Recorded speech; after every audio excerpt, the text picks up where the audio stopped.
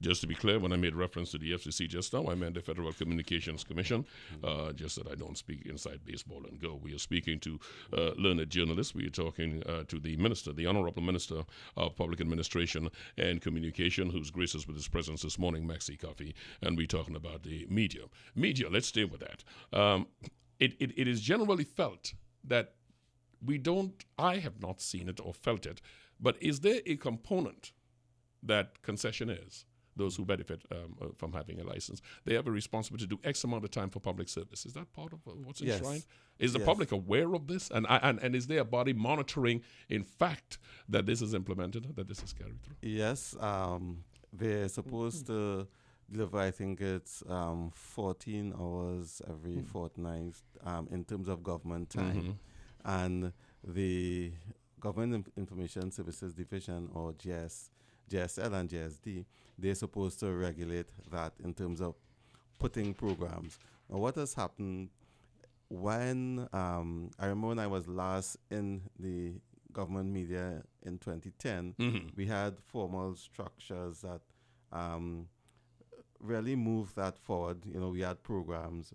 And over the last 5 years, I think the government deviated from that. So they gave up the time, and we need to first develop programs to fill the time, develop content for it, and we are doing that. We are right now reorganizing the whole government communications apparatus in terms of JSL and JSD.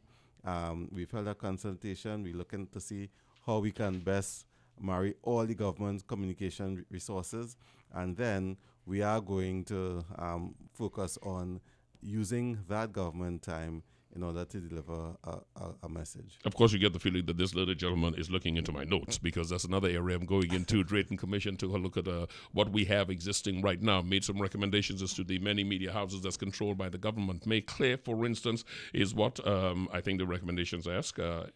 What is the role of these stations to the government? Are they going to be an arm of the government, and do we need to have so many? Is it the intention, as best you can reveal this morning, that all these stations will be maintained? Are we looking to sell some of them, close up some of them? I mean, what happens with that? And I ask it only in the context that it's our money.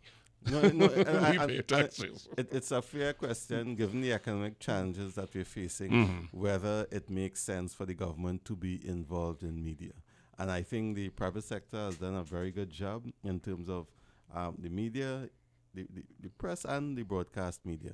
And we needed to first come to a position: should we be investing money here? And so we held a consultation. We got a report. It was sent to cabinet. We also sent it to the Committee on State Enterprises. They have examined the report. They have met with the board and management of the media houses, and they are going to make a recommendation to the cabinet. That should come shortly, and then the cabinet would take a final decision on the way forward. I do have a recommendation for the Honorable Minister, who is my guest this morning. I'm not even going to look at him in the eye when I ask you this. I did try to do my due diligence. I tried to find out as much as I can about the Ministry of Public Administration, the role and so on. And guess what? When I click on the page and I look for the mission and I look for the vision, it's under construction. Yes. So the suggestion is, can you get a webmaster? Honestly, what is going on with this? Sir? No, we are. No, remember we've come in, and we are changing other things. We come in with a new website. It really is literally under construction. The name of the ministry has changed, so you can't have the Ministry of Public Administration out there. So we need to have a website for the Ministry of Public Administration and Communications. And we have some great initiatives that will fall into the new ministry.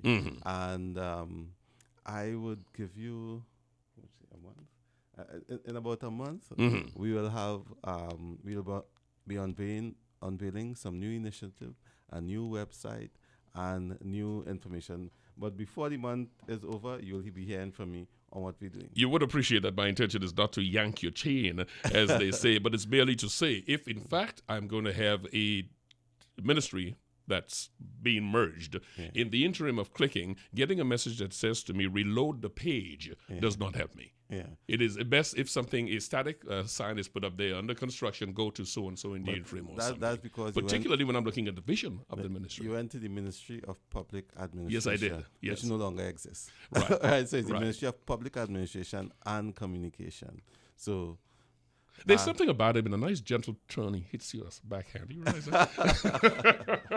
Minister Maxie Cuffie, that we're talking about. So the role of the Ministry of Public Administration now merged with communication. Detail for our listeners who are unclear as to what is the role of the Ministry of Public Religion. I know it is now fused, but explain that, public administration for us, please. Really, we're dealing with the heart of what the work being done by the government. The ministry is responsible, for example, all government properties, the buildings that ministries are housing, the rentals, all of that falls under the Ministry of Public Administration and Communication because you are responsible for the building that public servants work in. And so the property element is one part of it.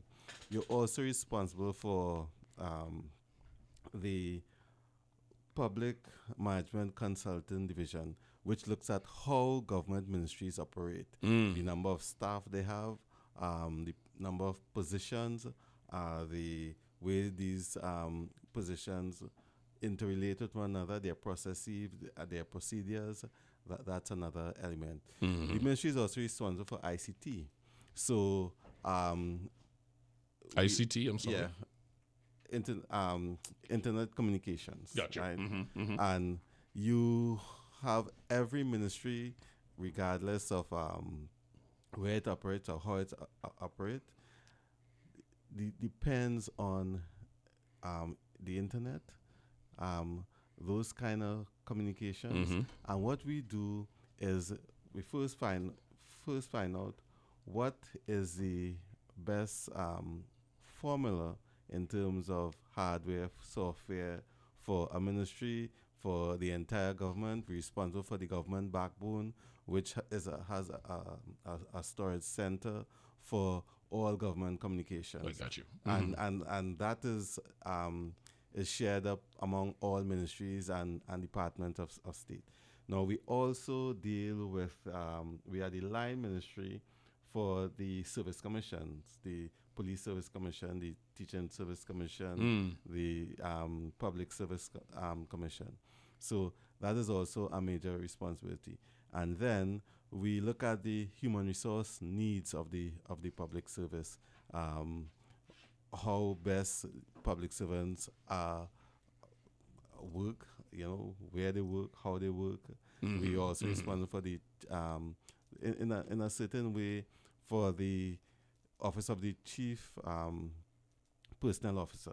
So I got it right. Tell me if I'm correct in my extrapolation. We're saying that you are responsible for the backbone and the of the functioning of all the ministries. Yeah. Essentially, is what we're saying. Am I clear on that? Yeah. All right. I do want to take you into two areas here. There are a lot of questions being raised, and I need to come to let me stay with where you left off there. You mentioned cable, the cable industry. That draft I was reading, the 2013 draft, dealt with the issue of cable providers and the monopoly that they will have, the pricing and so on.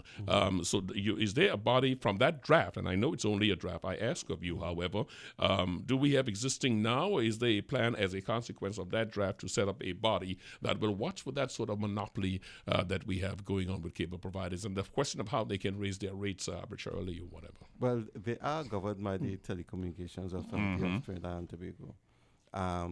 In terms, now I know the RIC deals with the setting of rates for the telephone companies and those kinds of rates. The TAT, the Telecommunications Authority, looks at the cable companies and regulates that kind of infrastructure.